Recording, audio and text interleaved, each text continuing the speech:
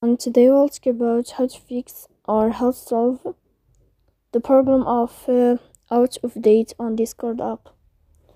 To know how to fix or how to solve the problem of out of date on Discord app, you should just go to settings as you see and you can click. After that you can click on apps, default apps, app settings. Here we'll enter to Discord. Then you can click on force stop and you can click OK. Here we'll enter to the window of storage.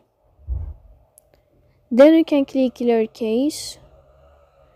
Don't click clear data because that can cause you errors or can delete your account. In the end, you can turn off your phone and you can wait a moment to turn on your phone again. So please don't forget to support us by like and subscribe. See you next time in another video and thank you for watching.